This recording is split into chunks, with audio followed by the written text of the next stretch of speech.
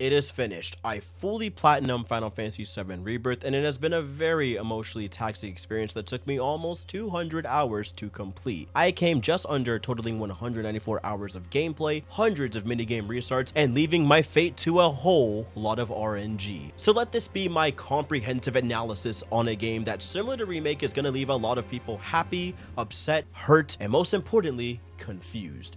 Personally, I got a ton of thoughts I want to explore, as Rebirth's story left me conflicted, to say the least. There is so much this game gets right, don't get it twisted, but at many points it feels like story-wise they learn nothing from Remake in terms of pacing, subtlety, and payoff. Now personally, I still think Remake is a really awesome game with a story direction I was 100% down for. You know, the whole defying fate narrative is kind of my jam with RPGs, and I've always liked the idea of 7 exploring that. Intergrade reinforced a lot of this new direction for me as to where the Remake saga was going to go. Then we have the big questions. Are we going to be able to defy fate in a way to save Aerith? What will it change? How will this new timeline handle the implications of that? All of these really exciting new directions this remake could potentially go towards, which thus far felt more like a direct sequel to FF7 rather than a one-to-one remake.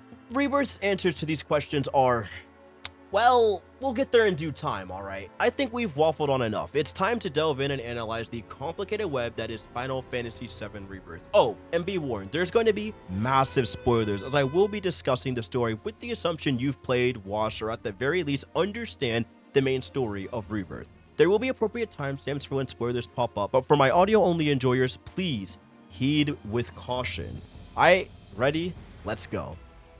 Remake's combat was a happy marriage between action RPG hack-and-slash fun with the strategy and RPG elements from a turn-based game thanks to those wonderful 2 big old bars underneath our characters' names, making active time battles completely active real-time combat. The system is like a realized version of what Final Fantasy XIII's combat was going for, full-fledged combat built around moment-to-moment player decisions. My only gripes were materia builds due to its action RPG gameplay became pretty similar across the party. Materia like parry and deadly dodge are a must for any melee character, and there weren't many interesting boss mechanics that didn't go beyond run to the right or left to avoid a big damaging attack.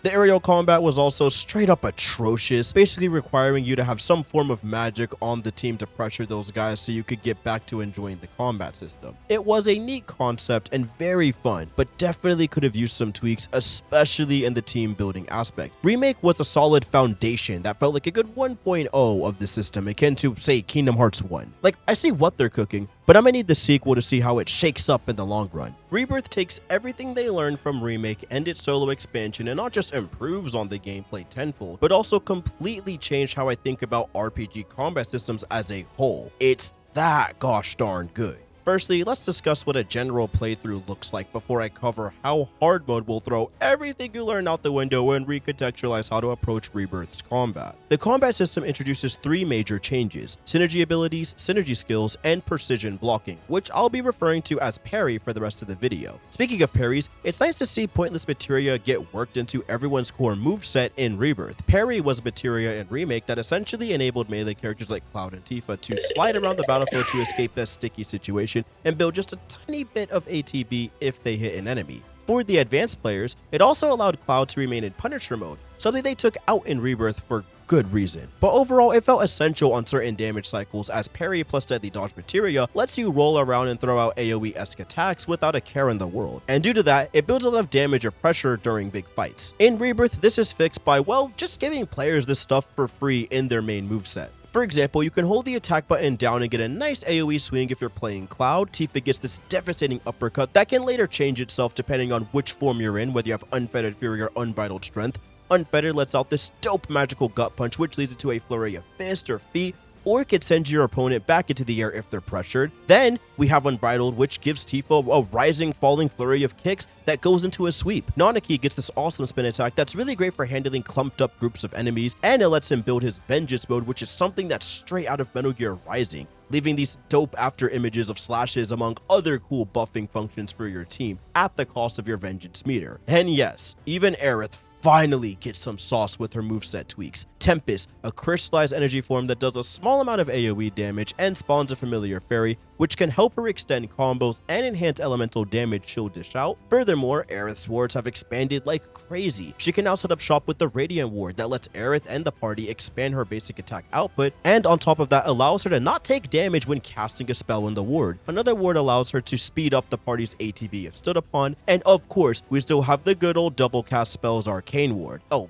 I forgot to mention that you can now teleport between them all now. Yeah, Aerith's got some serious sauce. Then there's Yuffie. Oh, my beloved Yuffie. Where do I even start? If this game was a fighting game, scratch that. If I built a tier list for this game, Yuffie is in a tier of her own. What can't she do? Despite getting her pretty late into the game, when she joins, it feels like she breaks Rebirth to its core. Every tool Yuffie has, pinpointing these elemental weaknesses, fastest ATB build in the game, doubling the damage and stagger with Doppelganger, Blindside being a strong AoE that does wind damage, Windstorm not only pulling in enemies but also blowing them back. She's also an excellent spellcaster. If you total up to 6 ATB moves, she can then cast Purification or Banishment, and Banishment is essentially a big ol' elemental key blast that can do upwards to 9,999 damage and is pretty easy to spam, knowing how fast you'll build Yuffie's gauge. Purification allows you to cleanse yourself of any negative status effects while dishing out some light damage on the enemy you're targeting, and overall, Yuffie just feels essential for most fights, doubly so on hard mode as her quick ATB build lets her sustain herself with chakra or even can keep the team topped up with prey, which naturally lends itself nicely to using synergy abilities and dishing out insane damage or adding yet another bar to ATB. Which segues us nicely into the next big upgrade to combat being the synergy actions. Now, ATB is a lot more than a means to do your next big action in this game. It also adds a pip under your life bar that gives you 1 bar towards synergy skills. These are big bang attacks that do a ton of damage, or it can be used like utility like extending your ATB gauge by 1 bar, extending the time of stagger, adding up to 3 limits in your gauge, and lastly,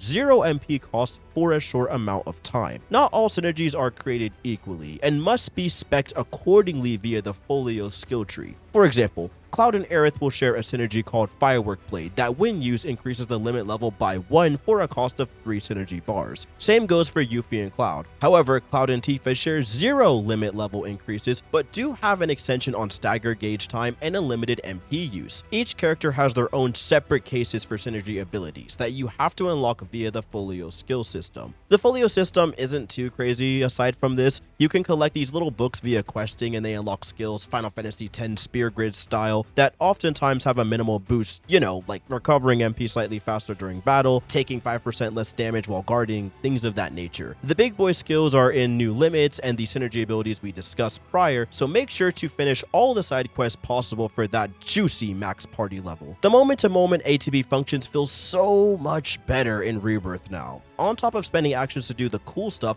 I'm also banking said spend actions to do even bigger, more hard-hitting cool stuff with the synergy abilities. Rebirth's ATB management is just a lot more nuanced now. Synergy abilities are also balanced well as they usually cost 3 individual ATB actions to spend and upon repeat cost up to 5. This, to me, is perfect balancing for shorter fights like mobs and mini-bosses. It's a great way to build damage and quickly wipe them out. Then going into longer fights, there's a lot more individual character management that you need to keep your eye on to make sure your team hits that coveted 5-bar synergy limit so you can dish out big attacks. Lastly, in the synergy ballpark, we have synergy skills, techniques that allow the party to work in tandem with each other by holding the guard button and pressing a face button. This is how Tifa gets some serious airtime with the help of either Cloud or Barret. It lets Aerith summon Barret or Cloud for ironclad defense, allows Yuffie to launch herself like a rocket into enemies. Cloud could even deflect projectiles with counterfire. Like, dude, the amount of ludicrous combinations you have with your team that let you play an active part in every aspect of combat is so much fun and goes extraordinarily far in making it feel like you are one cohesive team. Oh, and all of that, of course, goes towards your ATB gauge build. Moment-to-moment combat is so satisfying thanks to these system changes, but we're not even at my favorite. My all-time favorite of these changes is the true Dead to Rights perfect parry, which when pulled off successfully gives you insane stagger build. If also paired with a materia called Precision Block, that allows you to increase your window time of parry massively, and when leveled up, lets you perfect parry any bound attacks. So grabs, stabs, and pounces are fair game to be parried if you have the timing down to a science. As a fighting game player and Souls-like enjoyer, let's just say I was eating this up. Going into Cloud's Punisher mode with the frame perfect parry, seeing that immune pop up before I dish out insane damage is never not going to be one of the most satisfying moments in my gaming career. For the main story difficulty, I'd say it was average. There's 3 difficulties at the start. Dynamic is Final Fantasy VIII mode. It just scales enemies to your level from what I've gathered. Easy makes everything squishy and weak, and normal is just average.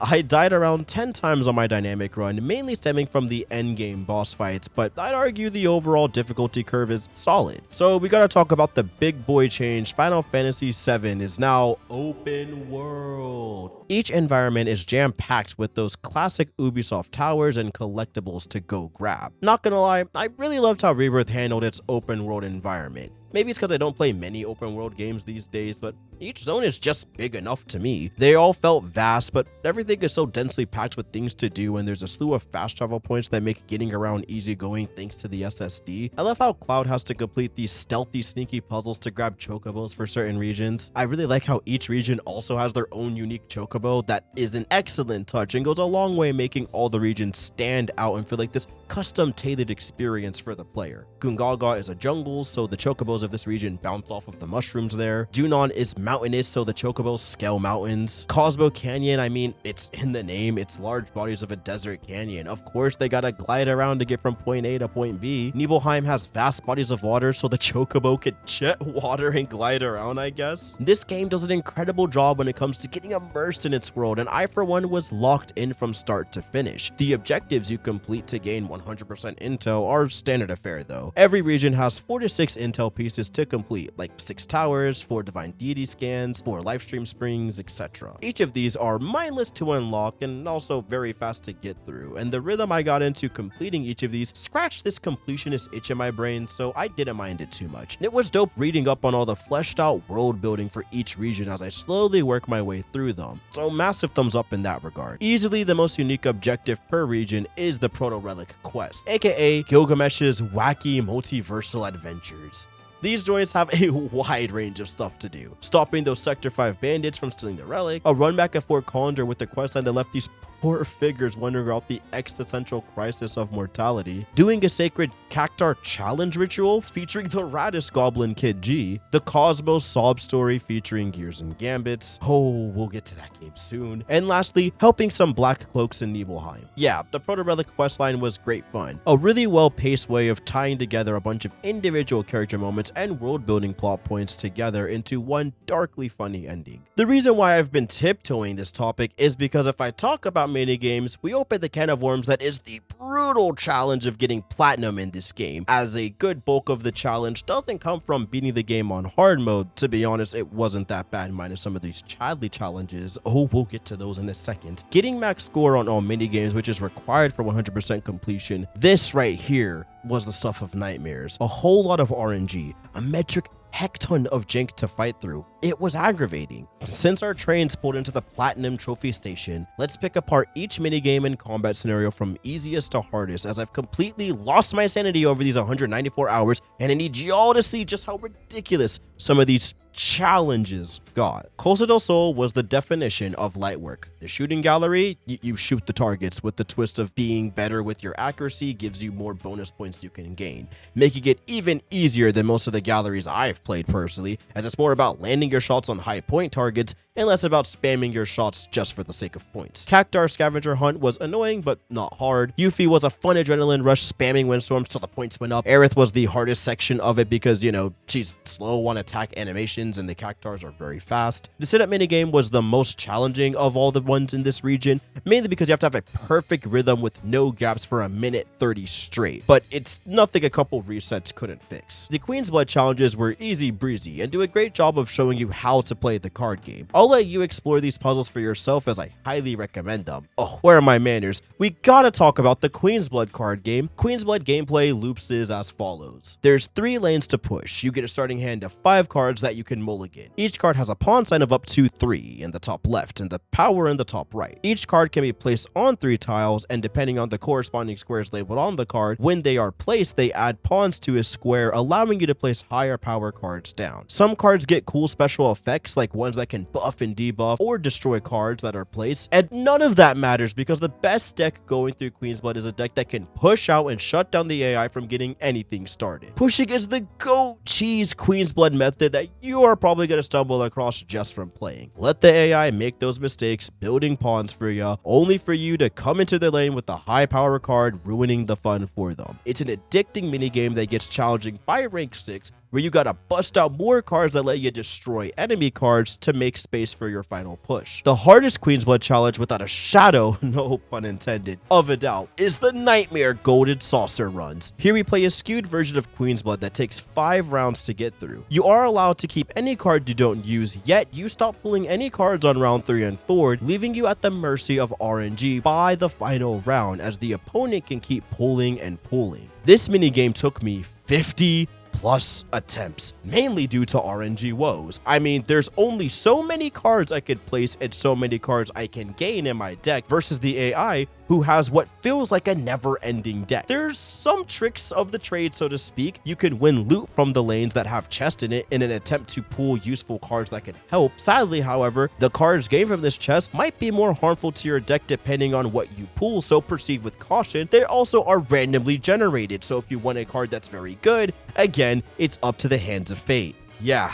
That's a big factor in these harder minigames. The random difficulty spikes and time investment is where it starts to get aggravating. Being 100% honest, most of your playtime in this game is going to come from constant resets due to bad RNG with these minigames, rather than, I don't know, it actually being difficult. Like, this survival challenge wasn't too bad once I got my deck going. The Shadowblood Queen card did wonders in helping me win this fight. As she gets her power buff, the more D powers the enemy stacks on, which meant by the end I was ruling 2 lanes with cards spread throughout the top and middle lane that enhanced my deck via depowerment, and it was in my brain at least the only way I could feasibly win, kind of banking it all on these last 2 rounds. Then there was piano. Once again, really neat feature, and you can perform full songs on freestyle mode, which is actually mad cool. Doing all the song sheets is pretty easy. It's a standard minigame where you just move the analog stick in time with the notes, and thankfully you only need an A rank for the trophy, so it's easy breezy. With the exception of the Cosmo Canyon sheet music, what an awful rhythm game map. The tempo is just so off in my head. On that note, I think it's time we move towards the mid-tier difficulty of 100%ing this game.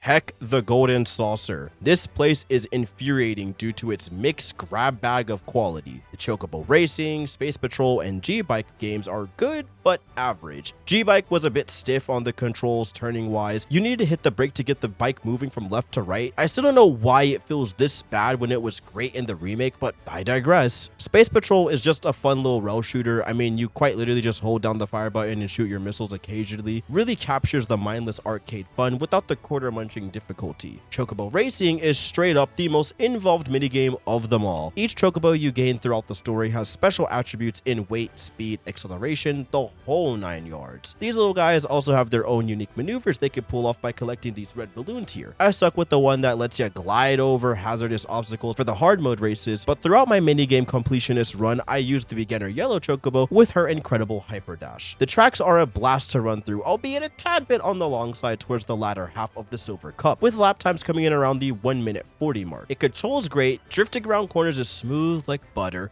that little speed boost you get hits different, and the racing AI is pretty easy to overcome. Ladies and gentlemen, this right here is the worst minigame in the Golden Saucer. They attempted to make a Punch-Out clone and, in my opinion, failed horribly. As cute as the little PS1-esque models are, the style far outweighs the clarity, as due to these designs, I, for the life of me, can't see the follow-through of these startup punches. The controls are also too contrived for its own good. Each analog stick is its own dodge corresponding to the left and right side, so if a hook is coming from the left arm, you have to press left on the right arm to dodge it, and if it's an uppercut coming from the right arm, you have to press down on the right analog stick to dodge it. Do I have to elaborate why this control scheme is so dog water? Or here, I booted up Punch-Out on good old NES just to make sure I wasn't tripping, and yeah, even on NES, you can punch and the opponent blocks and reacts accordingly, which leads to fights feeling a lot more involved as you're actively bobbing and weaving like a boxer and going for those big knockouts. You could swing on enemies when their guards are down. It feels like a proper brawl. So why, oh why, in 3D Brawler, do enemies have preset moments where you could swing? The amount of times after a punch I had to fight my fighting game instincts to go, oh right, I can't swing here,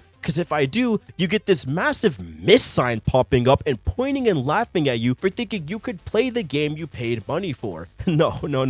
You have to sit around and wait for them to drop their shoulder, then you can attack their shoulder and get your little hit in that builds limit, leading to a knockout. And yes, this game has a reverse health bar. Instead of hitting the opponent and dwindling the health down, you hit them to build health, or your limit in this case, up. Genuinely, what the actual was Square Enix smoking making this minigame? Everything about it is like the anti-fighting game, and it makes my autism just go ballistic. I didn't rage much playing this game. 1 second, we'll get to you, but 3D Brawler was mad annoying. The only saving grace is this game has a very generous buffer window. So with the pause button, it alleviates some of the pain on the harder fights, but it's still annoying nonetheless. Square, listen, I'm on my knees begging. For the sequel, take out 3D Brawler and replace it with something that accurately represents the PS1 era. Not this cheap nostalgia garbage. No. We need that real Yakuza emulation type stuff. I'm talking bring back Urgai's God Bless the Ring for Final Fantasy VII R3. Let's get it going. Have us complete a score attack as Cloud. The streets need to see what Kino was cooked back in 1998. Finally, we have the Musclehead Coliseum. Following the trend, these fights were pretty brain-off affairs. They throw some gimmick frog wins in here to make them a tiny bit difficult, but thankfully they weren't that bad. The 6-person bouts were neat. Very dope concept of taking on 2 baddies with alternating parties, and it makes you strategize each character's build before diving in head first. Of course, there's a drawback, and it's not related to difficulty this time, but instead something that I can only describe as rushed, because ain't no way this makes a lick of sense. Okay, look at this from me. From advanced bouts 1 through 5, they all feature a diverse set of alternating enemies. No repeats here, really fun stuff, right?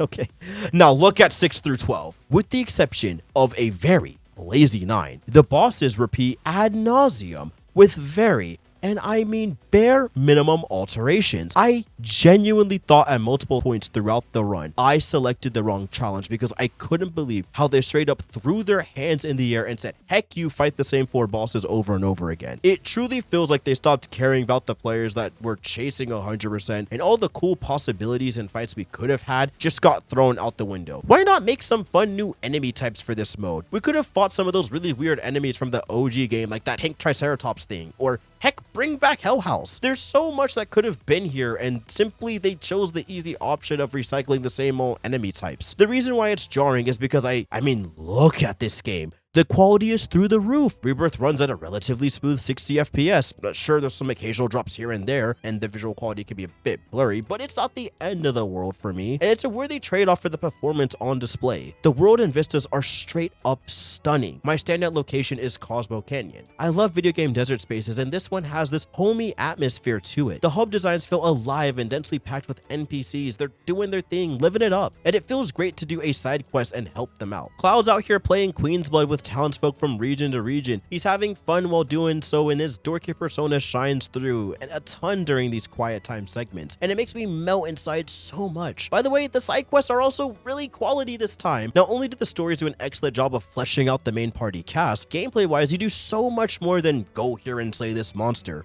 Take Barret side quests in Goo Gaga for example. Here we get a tip from Ezel the blacksmith that Gungaga has some excellent Draconite deposits that can be used to smelt Barret an even cooler weapon than he currently has on. Barret's a bit put off and weirded out by the guy's enthusiasm, but proceeds to go on this journey anyway because, I mean, hey, a free weapon's a free weapon. The bond Cloud and Barret share during this section is too good. The back and forth on how Barret's been getting softer and softer during this journey, and how that also reflects towards Cloud, all while we explore on Chocoback following a breadcrumb of clues via photographs that we hold up to point us in the right direction to mine and get the materials and head back. Sure, the objective in and of itself is standard, but the execution is exactly why 7 Rebirth side quests work so well. It's why I for once went out of my way to do all 36 of them, which in the grand scheme of most open world games is a really fair amount. 36 well thought out side quests versus 100 fetch quests is the difference maker here. Also, shout outs to Junon's When Words Won't Do quest. It's an all-timer for me.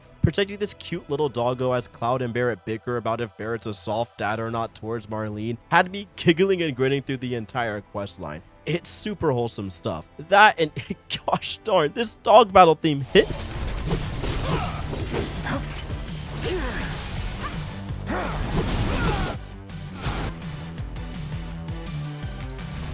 Dude, I can't stress enough. Do you see how much quality is in this game throughout pretty much its entire runtime? Do you see why I'm so frustrated and hung up on the lackluster Coliseum fights? There's so many awesome quests and moments that when the game's 100% goes for shortcuts, I can't really help but see them really stand out. I guess it's the struggles of making such a consistent campaign that some corners had to take a hit. I don't know, but it did feel a bit punishing for peeps going for 100%. Also, heck, Glidey Chocobo. It's all hunky-dory until level 3. I don't know why the game doesn't give you enough airtime to clear all the targets. You deliberately have to turn around 180 degrees, grab a second boost on the last turbine, and then you could go get 100% of the targets. Times like this and the Coliseum, they really started making me wonder if they beta tested getting 100%, and no, I'm not joking. Fort Colander is back, and it's just like it was in Intergrade. The second verse, same as the first. Level 1s 2 are mad fun. Levels 3 and 4 felt like purgatory. It boiled down to a lot of RNG woes. You'd send out certain troops and sometimes they would target the wrong soldier and poof, there goes your run because the AI will overrun you, and it's all not your fault because the AI bugs out. The hard mode version was shockingly more manageable, but it's only because you're limited to the amount of troops you can send out. Same goes for gears and gambits. This was the flattest minigame of them all. It's literally just FF12's gambit system ported over to these auto battling bots here. You set certain conditions up, they execute the actions in the order you give them, and you kind of just let the game run from there. If there were more objectives aside from go beat the boss gate in both of these games, I think it'd be a lot more fun. But sadly, there's very little to experiment with in terms of how to win, so it boils down to just playing your win condition over and over and over again. I also really despise how the beautiful gambit system, the one teased in interviews from Satoru Koyama, said himself that he would love to surpass it, has the gambit system functioning in-game via this minigame, but only for this minigame. And as a die-hard 12 enjoyer, it's disheartening to say the least. I really wish I had more to say, but these two experiences are pretty shallow. That's basically it for minigames. It's a mixed bag for sure, but none of them minus 3D Brawler are awful. They just feel either slow paced or boring, and kind of felt bad when you're chasing that 100%. You can talk about combat sim now. I've saved the hardest challenge for last. Bump all the normal challenges, just skip to right here. The brutal challenges live up to their namesake. It started off with 1 or 2 resets carrying over my main build from the campaign for the first 3 missions. Then I hit Helion's Entombment. That's when it all went downhill. Rebirth combat is nothing like Remake. Can't use magic and brute force your way through these fights. No, you gotta be pitch perfect with every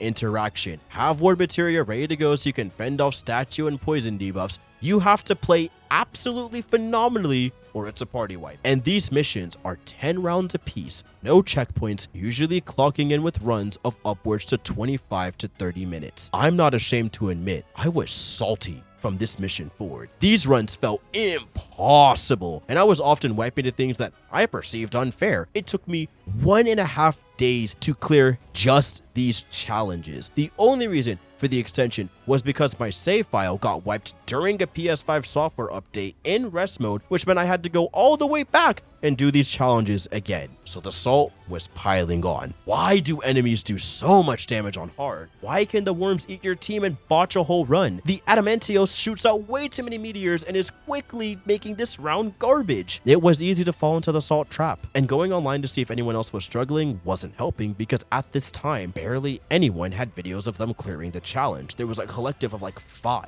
Currently, this trophy sits at a whopping 0.2% of players who cleared it. And while I know this game is long, when 2% of the player base has beat the game again on hard mode and only 0.2% of those players can clear these challenges, maybe there's some merit to the intense difficulty spike that is the brutal challenges. I was seething during them until something clicked inside me. I thought to myself, what if I started playing the game like a character action title and less like an RPG and reflect my materia build towards that? I have precision blocking on, I could perfect parry pretty much everything, and the window isn't small at all. It's the enemy animations that have a bit of wind up, and that's what's throwing me off. So I got to work on Rulers of the Outer Worlds, a 5-round super boss gauntlet. I used Tifa, Barret, and Cloud, switching off my team YRP, which was Team Yuffie, Aerith, and Tifa. When I say the game got substantially more fun when I treated it like DMC and less like a traditional RPG,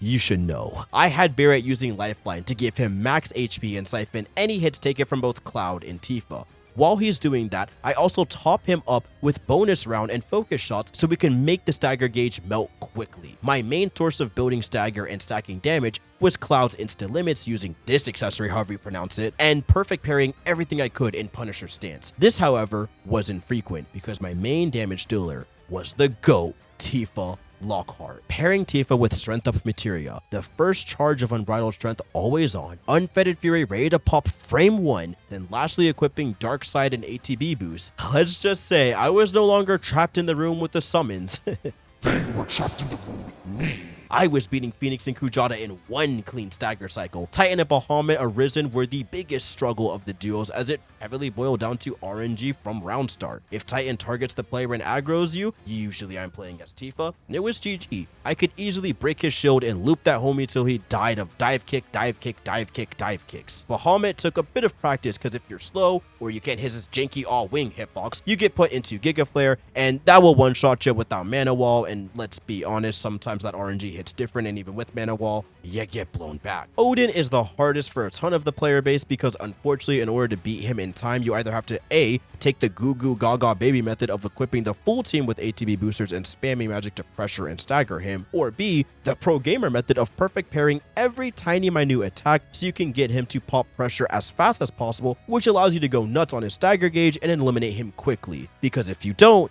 he will pop Zenketsu, and it's not a good one-hit kill. There's nothing you can do. You can't protect yourself. You just die. You just die every time. Gilgamesh is round 4, and yeah, y'all on your own for this one. I truly just had to lock in. I had no other choice. Battle of the Big Bridge was playing. It's one of the most gorgeous remixes of the version I've ever heard, and I beat him after about 10 tries of getting to him. I'm editing this footage as I speak with my mouth agape, astonished by my own gamer reactions. Round 5 is Virtual Sephiroth. Suffer. Just suffering. Unless, and hear me out, you perfect parry. So yeah, it was hard. I was molding, but as you can tell, the second I finished up those trials and fully believed in my gaming abilities, a wave of euphoria washed over me.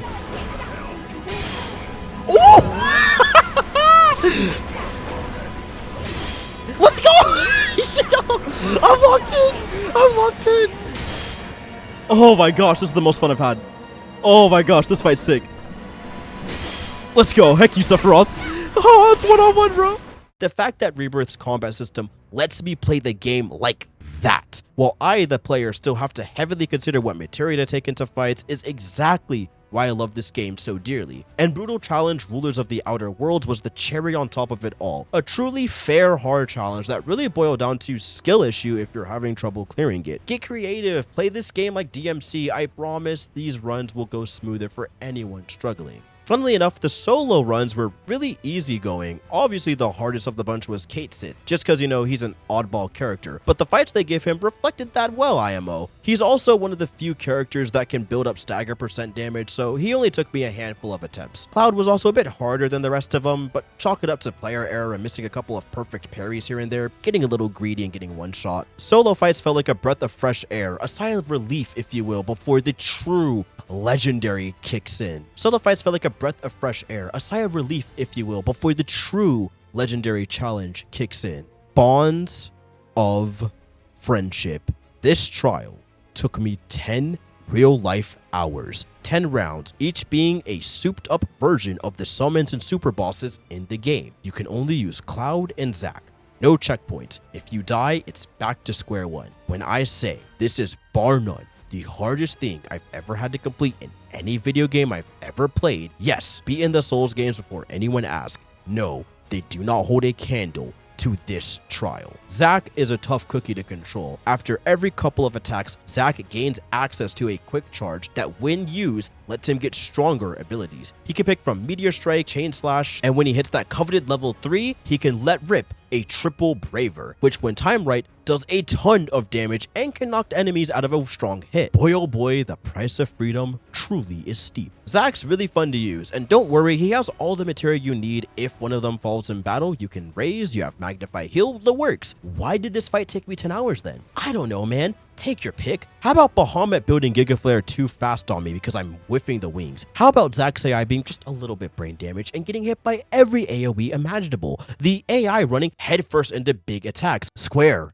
Next time, just let us use the darn Gambit system, please. On one hand, I get why so many people are struggling with the hard combat simulations. Lord knows I did. But I really don't get the vitriol I've seen online. So many people complain that it's too hard or too unfair and needs to be adjusted so players can get the platinum. I don't necessarily agree with that completely. I haven't had this much frustrating fun since Kingdom Hearts 2 Secret Bosses. This is what post-RPG content used to feel like. The ultimate test of player skills and cunning. The fact that this challenge has so many different build combos online and no one can settle on a definitive build, this right here is exactly what I love to see, as it shows that despite the difficulty, it's not poorly balanced. It's just left to the player's skill level to find something that either complements their mechanical skill, hitting perfect parries and buffing your general damage output, having access to enemy skills like Sonic Boom, which can stack a damage buff, and heck, even throw Darkseid in there for good measure so you could just dish out insane amount of damage. Or favor people that are more RPG focused with Magnify magic builds that do a ton of damage and go quickly to stagger. The possibilities are endless and newer, faster times are getting posted every day. It's a little bit like speedrunning. TLDR, I do really love the Chadley combat simulation challenges, and despite the frustration with the AI, this little twerp did a fantastic job of getting our party combat ready. The combat gameplay loop in FF7 Rebirth can only be described as phenomenal, and the open world traversal is shockingly fun. The locales are expertly crafted and scratch all the right itches in terms of exploration progression. I won't really have a chance to mention it again outside of this section, so I really want to gas up this game's OST. I love how they full sent the dynamic aspect of Remake's OST, having multiple phases of songs that play with you as you run throughout the overworld. The main theme of Final Fantasy VII is the core motif that plays in almost every overworld section, with stylish renditions depending on what region you're in, like the country-style jam when you step foot in Cosmo Canyon's region for the first time. All of the town themes are not just faithful to the OG, but vastly improved in my opinion, with every single battle theme going hard. And I wasn't even let down when some cheeky repeat tracks from Remake made their appearance in a couple of minigames. Gameplay, presentation, all of this is a massive 10 out of 10 without a doubt. Now, I know there's some minigame woes here and there, and the 100% effort is truly a grueling task, but the main story run is something I found to be pitch perfect.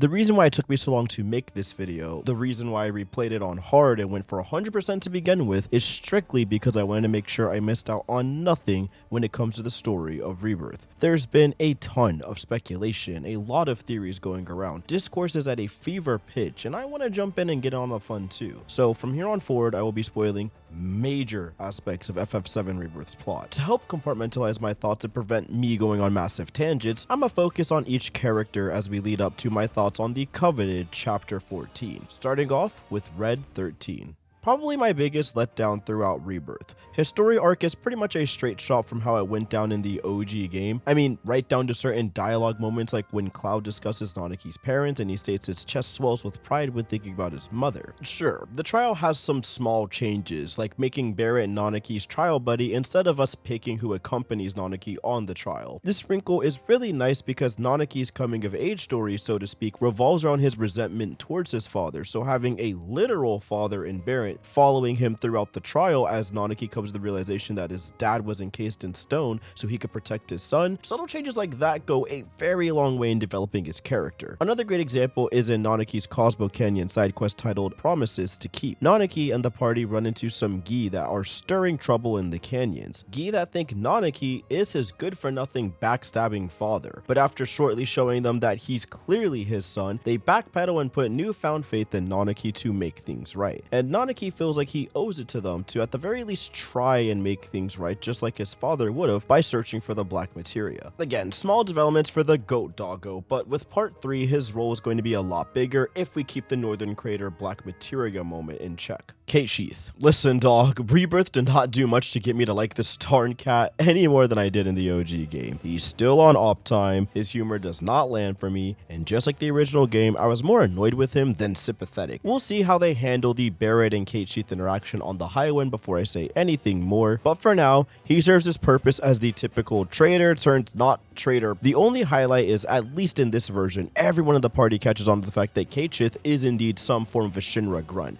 which makes a lot of the ooh, will he backstab them or not stuff kind of go out the window, which does indeed make the build up to chapter 12 kind of, in my opinion, pointless, because I, as the player, have been here and I've seen this twist like 4 times in my life, and it's moments like this that make me kind of scratch my head and wonder why they stuck to such a linear path in following the OG story, because to me personally, it felt pretty flat, and I would assume for most new players, the twist wasn't that spectacular. As for the miscellaneous roster, Sid does quite a bit in this game, shockingly, flying the team around and being an upstanding yet annoyed southern man as he should. He's got an alteration of his storyline, this time working as a lonely Shinra maintenance worker who used to see young Aerith and her mother moving through the building, Aerith's mother being someone he did take kind of a likeness towards. It's cool to see that Aerith and Sid have some sort of link in this game, and I'm sure it'll plant some cool seeds of growth for Sid in game 3. Vincent is just here. Bro shows up, gets angry with you for being in his tomb, and has a sick Elden Ring boss fight. Then he joins your team. I don't know what to say about this inclusion. I really feel like we could have waited until game 3 to see him here, because he adds like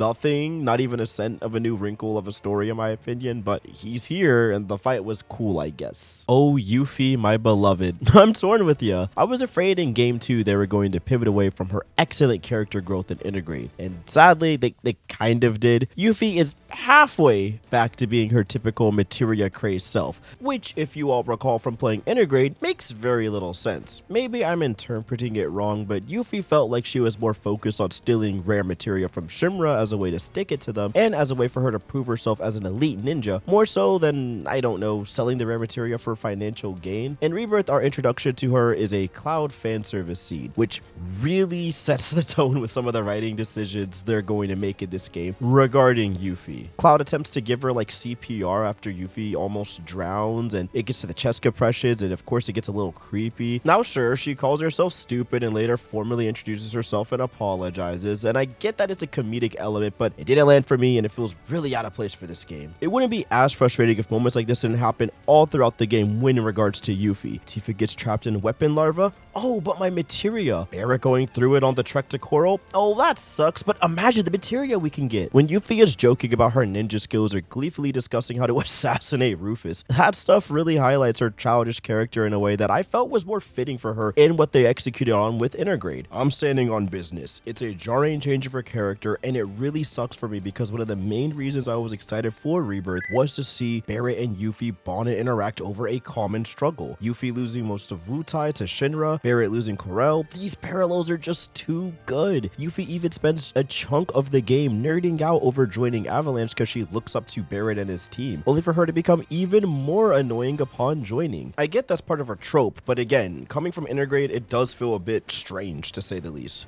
Nevertheless, the materia angle doesn't overstay its welcome, but it's brought up just enough to the point it aggravated me enough to write about it. When Yuffie isn't randomly turning into a 10-2 side character, she's really down to earth. There's chunks of her writing that really work for me. Yuffie defending the mini chocobos because she despises seeing the little guy get bullied, or when Barret's getting bullied and she sticks up for him and Coral, even telling off the townsfolk. Gosh, I love that part. This is what I live for. Like, Yeah, she's a kid who's gone through unimaginable horrors, and it's that pain and trauma that drives her to always put herself on the line to protect those who can't fight back, whether that be verbally or physically. Yuffie's personality is just so carefree at the end of the day, and it's really hard to let my minor gripes with her materia-bound mindset bother me too much when we get her singing a bored little jam to the tune of her own theme song. Right out of my brain.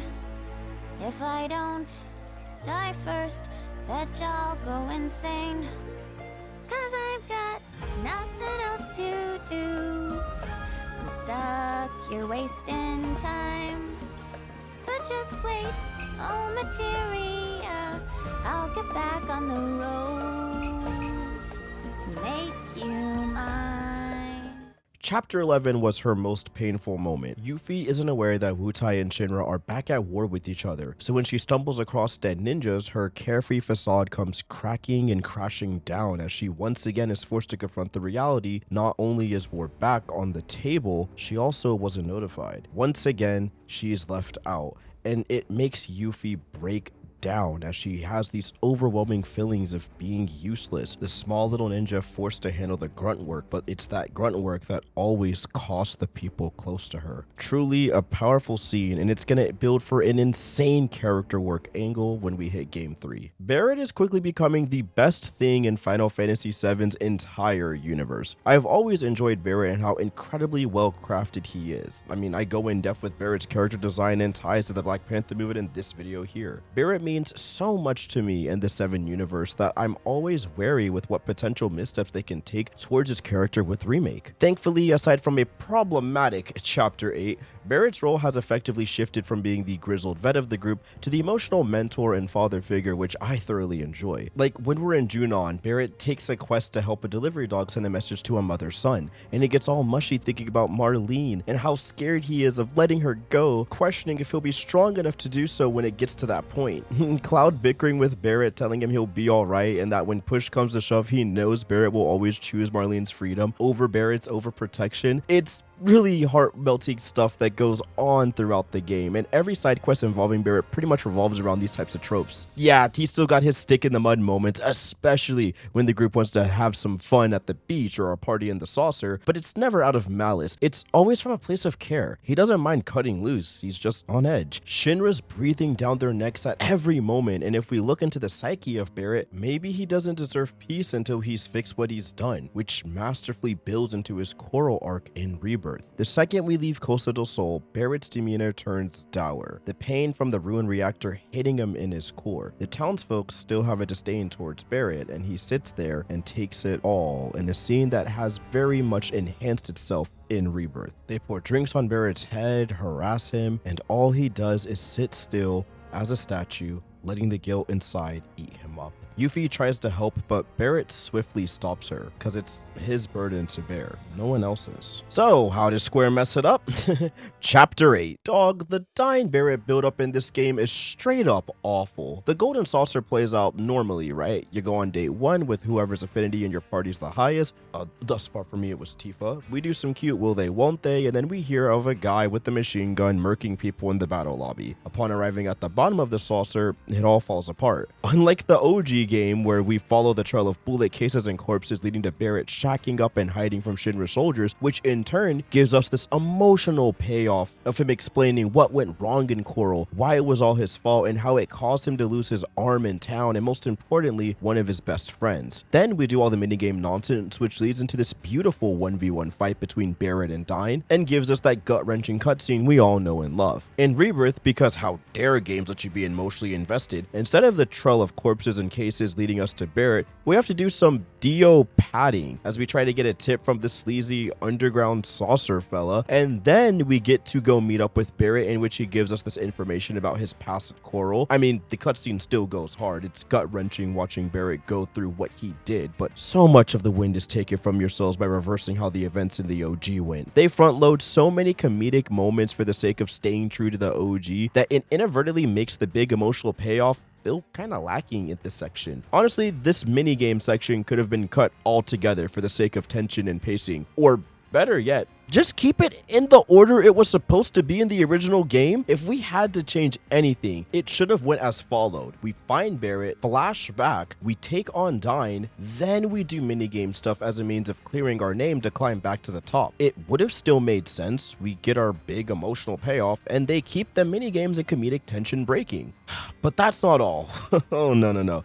It gets much worse, because we gotta talk about how Square handles Dyne versus Barret. The walk-up is haunting. Barret creeping into this rundown shack with Dyne tied up, assumingly drugged, as he starts his mad ramblings, talking to his wife who's long since passed, asking questions on Barret's wife, snapping on Cloud for being a soldier, all with the cutscene having top-notch camera work, with tons of fisheye and extreme close-up shots to really hammer home how unsettling and unwell Dyne is in his current state. So, the first red flag. We aren't on a cliff. What is this? There's cliffs right there. Why are we boxing at a car junkyard? Second red flag. The fight itself is honestly way too flashy. I know they can't just have a Dyne and Barret shootout for like 3 minutes. Oh wait, no, they literally can. That's the boss fight we're playing. Why all the extra phases then? Just show some restraint for once. Have a good old-fashioned Western duel. Dyne starts throwing traps out and getting a gosh darn Akira limb halfway through the boss fight, which is just disrespectful to both characters involved. The music here is also pretty off-putting, as it goes for this military triumphant vibe instead of this jury guy at the end of his rope, all to build up to his new ending. Now, no disrespect to the voice acting and the cutscene pacing after the fight. Dyne's voice actor, Dave B. Mitchell, and Barret's voice actor, John Eric Bentley, they did phenomenal work here with the scripts that they were given. What pisses me off is the cutscene itself starts strong, Dyne lashing out against Barret, the tension building between the two as Barret's left defenseless against Dyne's assault because he refuses to fight him any longer. Dyne waves his gun, pushes Barret down, and Barret solemnly is left to reflect on all of his mistakes in Coral. All of this is exactly what I wanted from this scene's remake, only for it to turn into an MCU-esque sacrifice as Dyne fights off dozens of Shinra soldiers, goes back to a Barret and Dyne heart-to-heart where they discuss Marlene with changes to the line that don't really fit in my opinion, making it so he despises and blames Barret for taking care of Marlene, leading into his bloodstained hands line, which felt kind of forced and unnatural here due to how they cut and stitch the lines from the OG game while also interpreting something new, ending with Dyne telling Barret to carry that guilt and weight, ultimately painting Barret as the biggest failure Coral has had and reaffirming Barret's tortured mindset. And then we immediately go into another boss fight against a Shinra member named Palmer, and he's literally doing a move mid-fight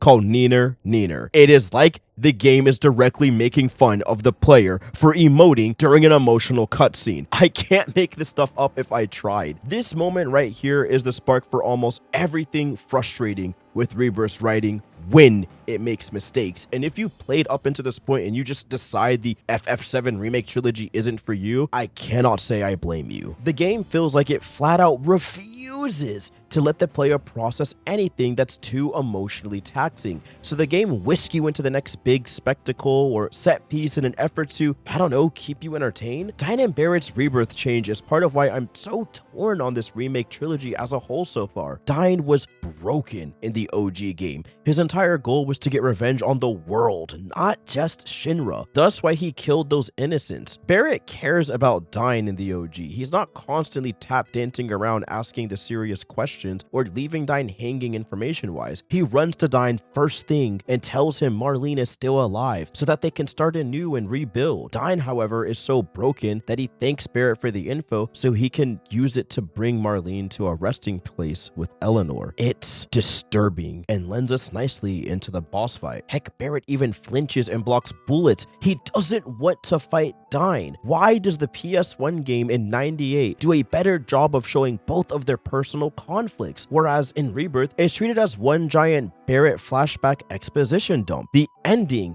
where they both are coming to terms with the atrocities they've committed, is insanely powerful. Dyne begging Barret to stay back because he doesn't want him near the monster he's become. Barret inquiring if they can fix what they've done. Dyne not even knowing of the reactor bombings. And most importantly, what's even more heartbreaking, it won't matter if Dyne sees Marlene because she won't remember him. So much time has passed and the memories of their relationship are probably all but lost to the sands of time. Dine, snapping out of his broken mental state, passes on a pendant to Barret before dragging himself to a cliffside. His final words being, "Don't ever let Marlene cry," before he throws himself off the cliff. As Barret screams into the ether, "My hands ain't any cleaner. I shouldn't be able to carry Marlene either." This moment was, and still is, peak fiction. It's one of the best Final Fantasy moments of all time, and for a game that doesn't know when to make up its mind on if we're doing a one-to-one remake or a complete overhaul of the story, Barret getting this kind of treatment felt,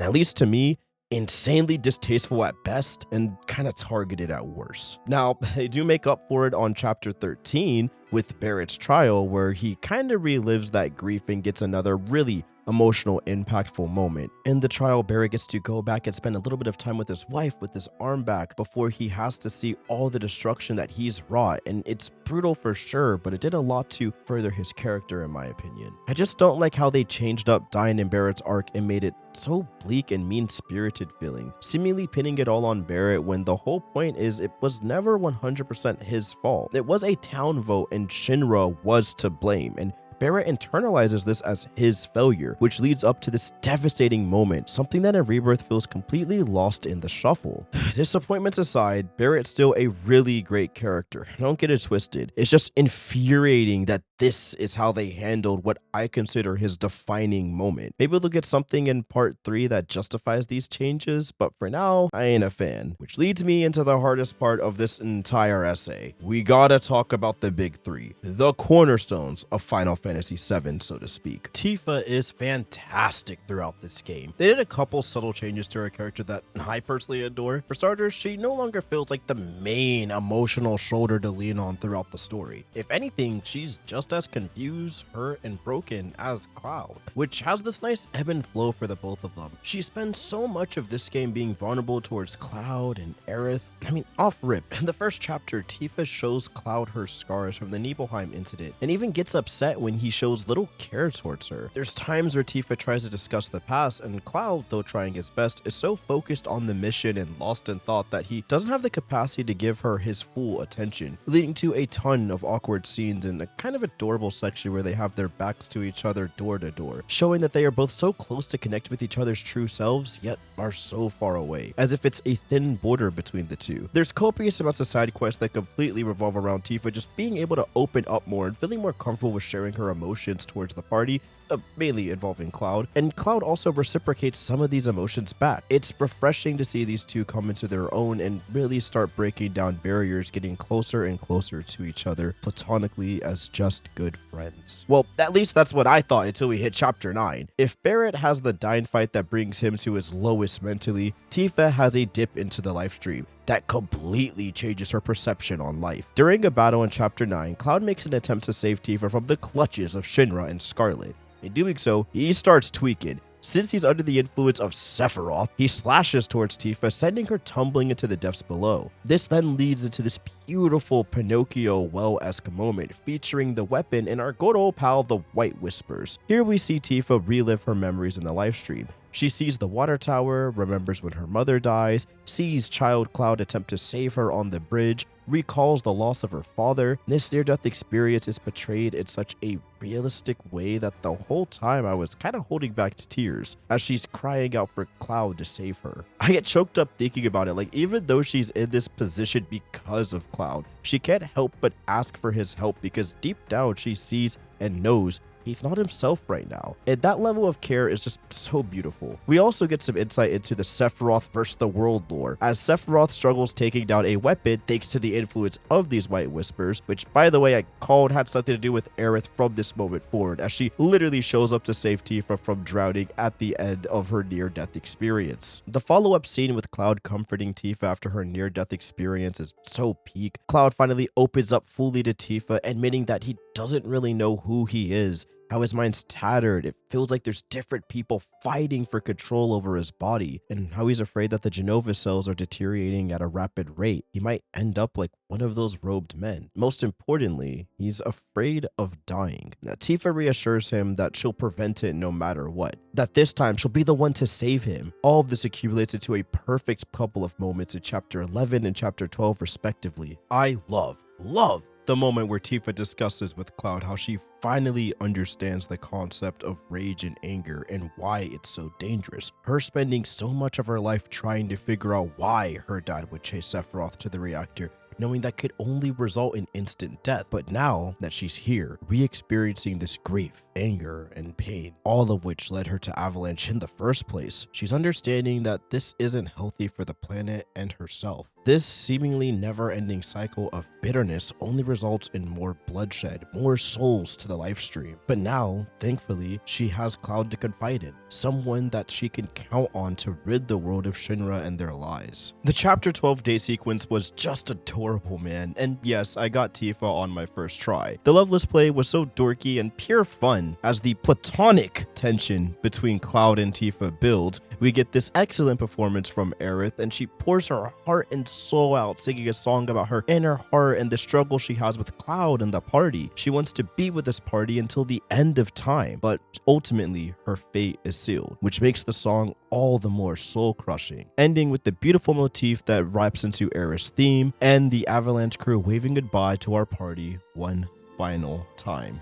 Did you guys notice how all the best Final Fantasy games have a play, like FF7, FF9, FF6? I'm just saying. It goes without saying, I loved this segment. Gosh, it was so good. And before anyone asks, yes, the platonic kiss was so worth it. All the little dates were cute and fun in their own right, but gosh darn, I waited years to see these two finally embrace, memes aside, and I was very happy that they did. Chapter 12, funnily enough, is the emotional highlight of Rebirth for me, as it's when everything gelled in this really tender, heartwarming section, only for it to come crashing down by the tail end when Cat Sheath dupes the team. While the twist is lacking, the build-up and payoff still hits just as hard. Sadly though, that leads us into the minefield of conversations that is chapter 13 and 14. Listen, I know I've spent God knows how long talking about this game in depth, and it's because I truly do love it. That being said, I need to reinforce that I am one person with my own thoughts, experiences, and interpretations of not just life, but this game. They may be right, they may be wrong. Clearing the slate before we even begin, this is again my personal thoughts on all the characters involved, Aerith, Cloud, and the ending as a whole. If you don't like it, that's a-okay. If you disagree,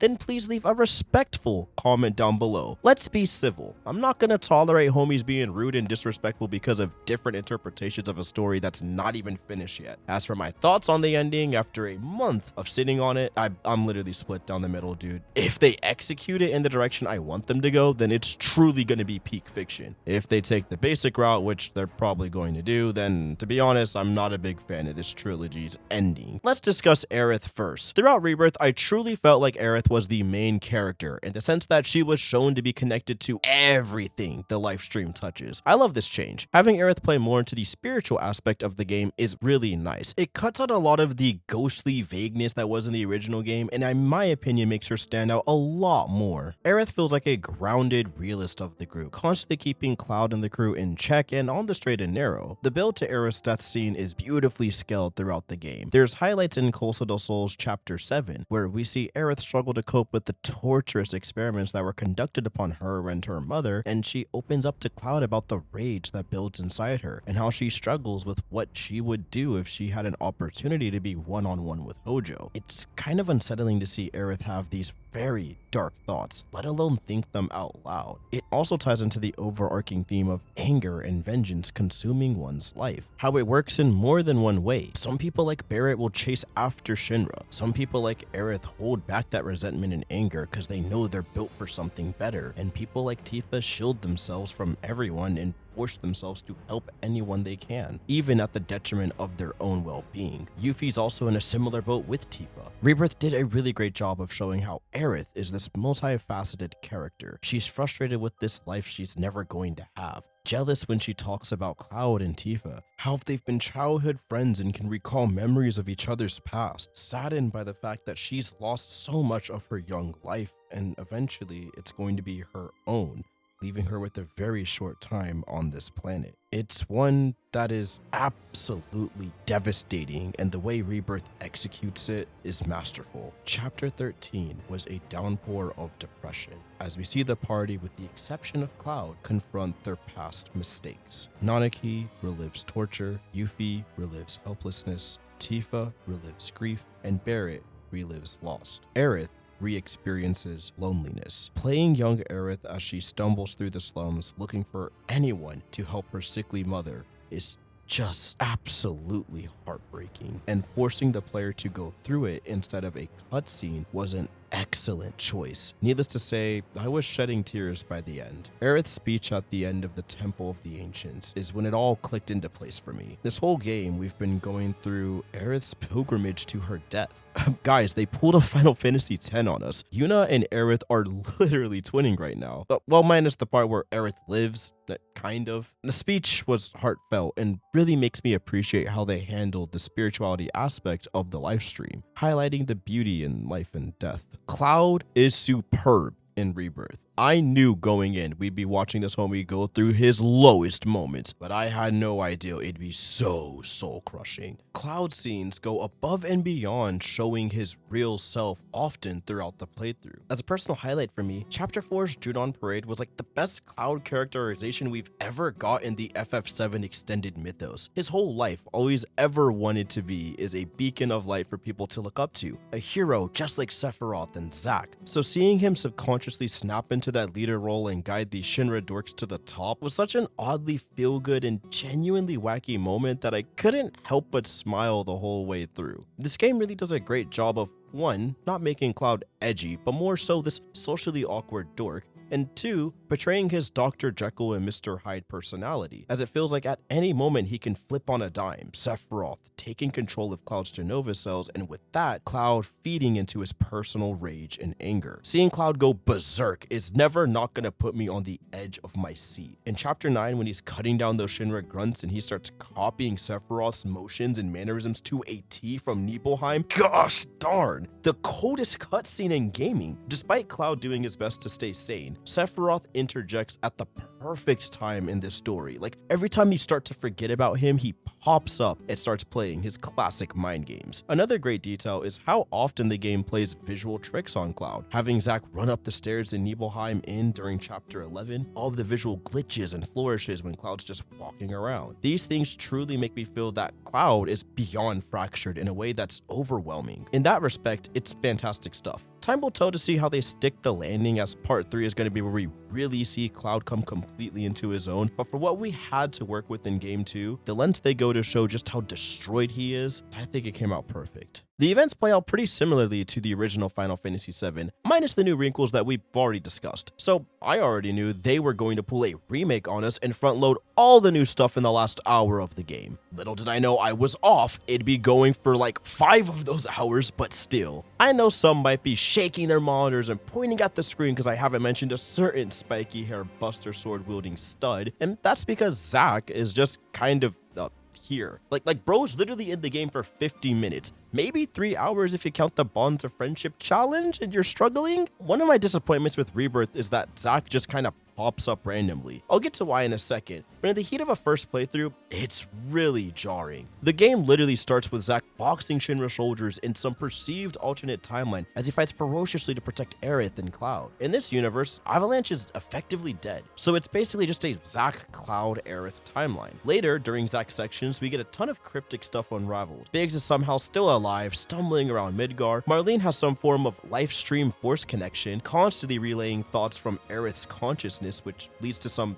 interesting moments. All of it is pretty basic stuff. What perks my interest is one particular scene about fate. So here we have a saved Biggs who feels useless in the grand scheme of the universe, constantly wondering why he's even alive. Why was he saved? Bro couldn't even blow up a reactor. Biggs just wants his life to have some meaning, and Zack tries a pep talk to gas Biggs up, but Biggs doesn't really get the chance to process it because he's capped by some Shinra ops. It's here where Zack mentions something very important. Zack, who also was plucked from the livestream's grace, wanted to take control, take agency of his otherworldly situation, to know that deep down he still has control over his own fate. Rebirth later reveals that Zack, in a way, does have some control over his fate via the multiple timelines. A timeline where he attempts to save Biggs, a timeline where he pursues Hojo, a timeline where he waits in the church for Aerith to return, only for Sephiroth to walk through those doors. Zack is a time-jumping, multiversal anomaly. Aerith is quite literally guiding him into various battles or points in time. More on Zack to come, but for now, let's follow up back with Cloud in the game. So, Chapter 13 goes off mostly without a hitch. It pretty much follows the events of the OG game up until right here, where we escape the pyramid and Sephiroth, along with his whispers, comes to crash the party. Now, Cloud picked up a fake black materia from the pyramid's altar. Astute Final Fantasy VII enjoyers will know that the whole twist with the pyramid is in fact that it in and of itself is the black materia. Yet for whatever reason, Sephiroth really wants this materia, and Aerith is yoinking it from Cloud's hands in an effort to keep it away from Cloud, which doesn't really get far because she ends up giving it to him anyways, leading to Sephiroth cutting the both of them down as they fall into the abyss below. It is here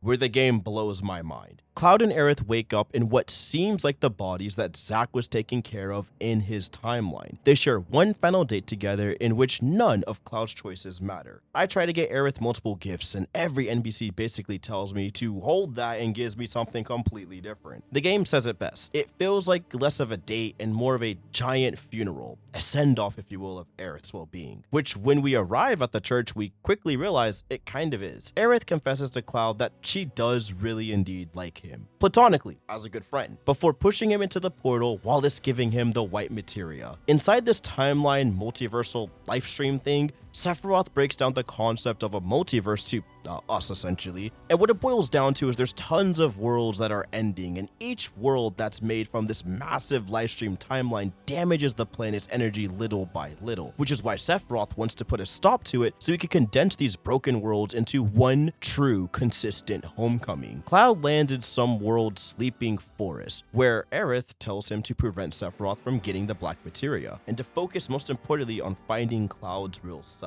Another interesting tidbit is Cloud gives Aerith the white materia, only for her to take it, put it behind her bow, and then returns it clear for Cloud. Now keep this clear materia and white materia in mind. It's a very important factor in breaking down the ending. From here on, we proceed as planned. We make our way to the ancient city and try to stop Seth from killing Aerith. And if you're like me, you're a straight moron and unequip all of Aerith's materia before meeting her at the altar, but I'd rather not go back into the trauma that was Sephiroth's boss fight right now. We get a really dope moment thanks to those crispy DualSense triggers as Cloud tries to push through the whispers in an effort to reach Aerith. Cloud pushing through does the unthinkable as your triggers are fighting back against you. He stops Sephiroth.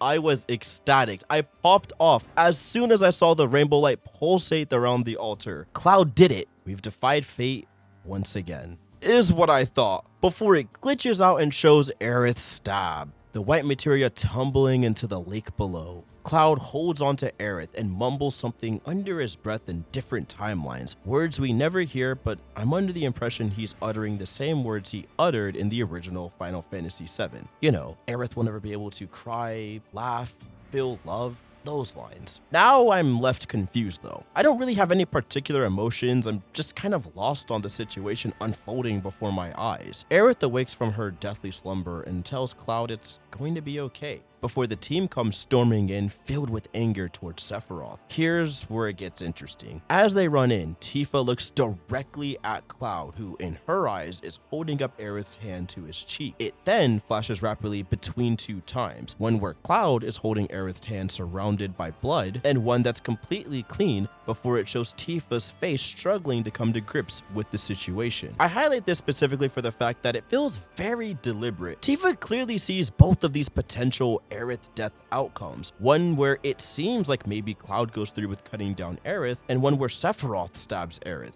Give me some time to cook on the potentials, but what needs to be hammered in is throughout this game, Tifa and Aerith share a heck of a lot in common when it comes to sensing or seeing different livestream timeline outcomes, and this scene is direct proof of that. For the people that wonder, well, isn't it just showing Cloud's perspective? While that could be true, I don't buy it, solely for the fact we had a scene prior that was entirely built around Cloud experiencing two potential timelines, with rapid cuts and his muttering before Aerith soothes his worries away. Tifa here is experiencing a similar scenario to Cloud, thus why I highlighted it. Plus, if we look back throughout the game, this isn't the first time Tifa and Aerith have had some form of livestream interaction. There's Tifa's near death in Chapter 9, which Aerith saves her from, seemingly sensing that Tifa is necessary for Cloud's protection against Sephiroth's mental trappings, and there's the date fight sequence where both girls try to talk about Zack, but the convo is cut off from us, the players, as it clearly leads to something more. After some generic Sephiroth smack talk, cue our epic 14 gosh darn phase boss fight between Jenova and Sephiroth. This battle is the definition of epic. I mean, for crying out loud, just look at it. We get into the fight, and due to everyone's heightened emotional state, they start with full limit minus Cloud,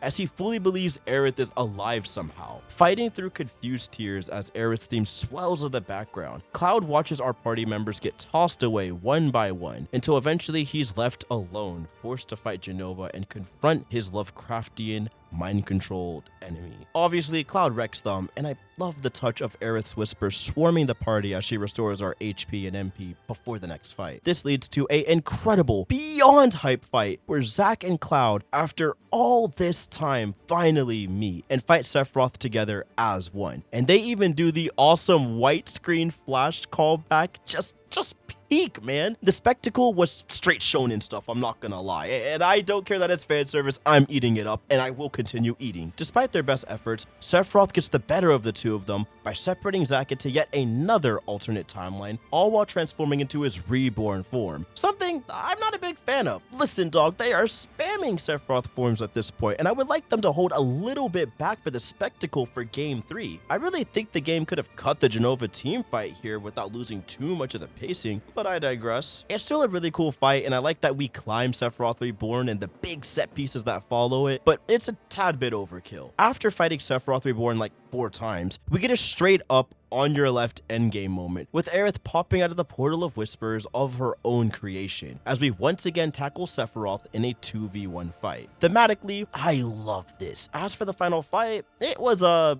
little bit of a mess for me. Like I said, I did take off Aerith's materia, and it essentially forced me into a 1v1 with Sephiroth, thematic element be darned. I did end up coming back on hard mode with all my new tricks I picked up from Chadley's challenges, and gave that homie Sephiroth the corporation. Sent this fella straight to the 9 to 5, you feel me? He was truly and utterly cooked.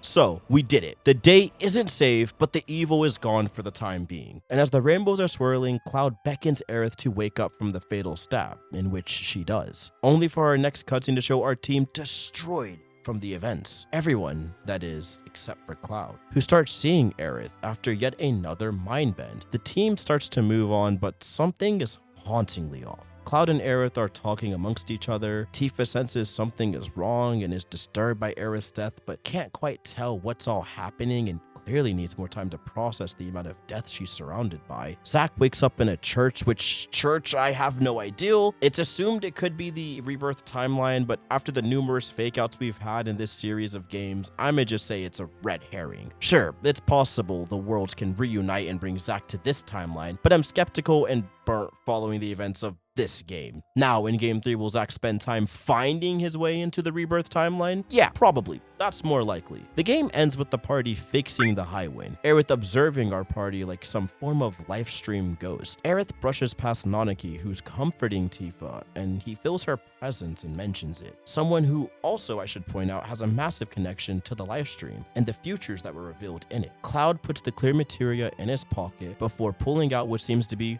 the real black materia. He stores it in the Buster Sword for later. Aerith and Cloud share some final words together, her biggest piece of advice to him being that he should not look up. Cloud, the impatient puppy, does in fact look up to see the sky torn asunder, similar to the events of the ruined world Aerith brought Cloud to earlier. Aerith says one final goodbye, standing back as the tiny Bronco flies into the sky and the credits begin to roll. It's a chilling and perplexing ending that left me scratching my head and started my 5 stages of grief with the Rebirth ending. Surely this can't be all. Maybe there's a post-credit scene. There was no post-credit scene. So what's the point of the date? What happens if you don't have a high affinity with Aerith? Did I miss something? Is Aerith even alive? If she is, what's all of this mind trickery? Why do they keep messing with simple elements of FF7's story? Well, sure, this ending isn't for me, but hey, at least Game 3 will answer everything, right? Sure, it'll be fixed in Part 3. Sure. For now, I don't like Final Fantasy VII Rebirth's ending. Sure, maybe over time it'll grow on me, but for the sequel we have and the setup that was built, I'm really sad that it's left me asking even more questions than I got answers for. And most importantly, it feels like none of my questions from Remake were even addressed. Like, what really were the arbiters of fate? Who controlled the ones in Remake? Did Aerith truly forget the future? If so, why does it seem like by chapter 9 she kind of snaps back to reality and is basically going on a death tour? Why did Yuffie's personality change so much in Rebirth? Why does the game never address which church this Zack is in? Please don't let it be a lazy answer like, oh, it was just another timeline. Even if I analyze every frame and went over all I could in Remake's OG story, I still feel like for a direct sequel to Remake, it's got a handful of flaws that buckle under the weight of a fast-paced last act. Boiling down to my main complaint with Rebirth's ending, it's just too much too quickly, just like Remake. And when Rebirth, in terms of gameplay and pacing, does so much to separate itself from Remake in those regards, to say it feels jarring would be the understatement of a lifetime. That said, now that I got my gripes out of the way, I'll leave you all with my final theory for what Rebirth is cooking. For context, the script was finalized on April 2nd, 2024, and I've watched and seen nothing online in terms of theory videos. I've been holding off, so if it sounds off base, then again, please be civil in the comments. So, hear me out. I'm calling now with the help of Cloud and Tifa's mind glitch moment in chapter 14 that Aerith is technically not dead. No, I don't think Cloud is completely losing it and he can't come to grips with Aerith's death. That's way too far-fetched and insanely disrespectful to Cloud as a character. Will Sephiroth use Genova cells and play some tricks on Cloud with Aerith's ghost? Sure, maybe, but it won't negate the fact that Aerith in some timeline is very much alive. Just not Rebirth Aerith. As a matter of fact, she hasn't been alive, or at least herself, since chapter 9. The second she saves Tifa from the weapon is when Aerith in Rebirth is no longer fully herself. Here, she's being led down a similar pipeline to get the game's story to course correct back towards the events similar to the original game. Who's in control, you ask? Aerith. No, seriously, an alternate all-knowing Aerith. And that's my big pitch. Tying back to Zack's gripes with fate and how he's never fully in control of it got me thinking about the party as a whole. Heck, even when they defy fate in Remake, it feels more and more scripted as we go through Rebirth, as if we, the party, never had a say in the matter. Aerith getting more and more depressed about this ideal as the game pushes on. This leads her to make that massive speech about life and death, which is less of a soothing remark for the events to come and more so her coming to grips with the fact that she has to die for the sake of this timeline. When Rebirth Aerith dies, I believe we see 3 versions of Aerith here, 2 that are dead, being the original game and Rebirth Aerith, and 1 that's an accumulation of all her memories and consciousness that have died in past timelines. This explains why Aerith's materia is clear when she gives it back to Cloud. She's gone through this loop countless times, each time gaining a new piece of herself. As for where these Aerith souls are in the livestream, hold on to that thought and I'll cover it soon. First, I have to address what I've actively been dodging throughout this analysis, and that's shipping. Disclaimer, I truly do not care where you stand on the shipping debate. Quite frankly, I prefer it if Cloud was an ace king instead of this mess Square has gotten him into, but sadly, it's here and it's prevalent throughout the game. No matter how you slice the dice, platonic jokes be darned. I'm prefacing this because my next couple of comments will get me thrown into the fire of shipping discourse when I truly just want to analyze a very confusing story. Cloud and Aerith definitely have feelings for each other. That much is obvious. I'm also a firm believer in Cloud being a human being who can grow up and move on past that, and by the end of the livestream sequence in OG FF7, Cloud effectively moves on from Aerith and starts falling for Tifa, as they both bond over the loss of Aerith, which leads them into rediscovering each other, which leads to love. I don't know. That's always been the pipeline in my head. To fight me, I guess, on it. And it doesn't mean that Cloud's a player or an awful person. He simply just kind of moves on. Now, as for why I covered all of that and how it pertains to Rebirth, it's because of this reason. Aerith, the all-knowing version, master of these timelines and livestream, the one who drags Cloud out for one last state, the one who tells him everything will be alright, is manipulative. She's manipulating Cloud to follow the OG events of Final Fantasy VII, and she's manipulating Zack in ways that are unknown to us for the moment. This Aerith is going against the very ideal of our party defying fate. how can the party defy a fate that's predetermined for them? Zack, as he explores these times, acting as an agent, so to speak, for this all-knowing Aerith, is eventually going to grow weary of these actions and inform Cloud and the party of what's going on. Zack, realizing that the person he is as of now and the person he is in who knows how many timelines is technically not a free will. He's not truly allowed to choose his own fate, as the all-knowing Aerith is puppeteering his actions, and he's going to slowly learn that technically, even if it's for a greater cause, she's no better than Sephiroth. Cloud and the party will interact with Zack, and all will come to the realization, probably shortly after Cloud gets his full memories back in the livestream, and it's going to change their lives forever. This will be the core thesis of the next Final Fantasy VII Remake. What does it truly mean to be free? TLDR, all-knowing Aerith is on Unalesca time, and she's going to be confronted for it. And no, I don't even think the main party will be involved.